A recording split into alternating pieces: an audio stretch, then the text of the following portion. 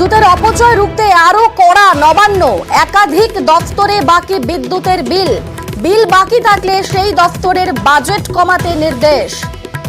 বিদ্যুতের অপচয় রুখতে আরো কড়া পদক্ষেপ নবান্নের। আমাদের সঙ্গে রয়েছেন প্রতিনিধি সোমরাজ আরো বিস্তারিত বলবে। সোমরাজ,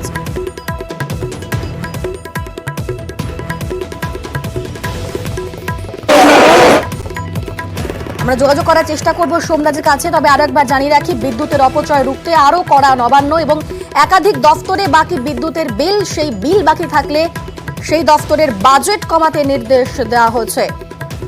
ঠিক কি নির্দেশ? আমাদের সঙ্গে সোমরাজ রয়েছেন। সোমরাজ, দেখো, একাধিক দপ্তরের বিদ্যুতের বিল বকেয়া রয়েছে এখনো পর্যন্ত, যেটা নবান্ন সূত্রে খবর। এবং তুমি জানো যে গত পরশুদিনই মুখ্যমন্ত্রী মমতা বন্দ্যোপাধ্যায় প্রশাসনিক বৈঠকে বিদ্যুতের অপচয় রুখতে কড়া বার্তা দিয়েছিলেন। বিশেষত একাধিক স্কুল এবং একাধিক দপ্তরে ছুটির পরেও কেন বিদ্যুতের অপব্যবহার হচ্ছে তা নিয়ে প্রশ্ন তোলেন মুখ্যমন্ত্রী মমতা বন্দ্যোপাধ্যায়, এবং তারপরেই আরো কড়া মনোভাব দেওয়া হয়েছে। এবং যেটা নবান্ন সূত্রে খবর, বিদ্যুতের বিল বকেয়া থাকলে এবার বাজেট কাটছাট করার নির্দেশ রাজ্যের অর্থ সচিবকে। তেমনটাই মুখ্যমন্ত্রী মমতা বন্দ্যোপাধ্যায় নির্দেশ দিয়েছেন অর্থ সচিবকে বলে নবান্ন সূত্রে খবর।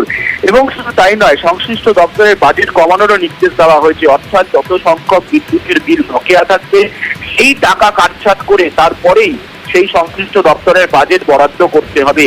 এই মর্মে নির্দেশ মুখ্যমন্ত্রী মমতা বন্দ্যোপাধ্যায় দিয়েছেন রাজ্যের অর্থ সচিবকে বলেই নবান্ন সূত্রে খবর।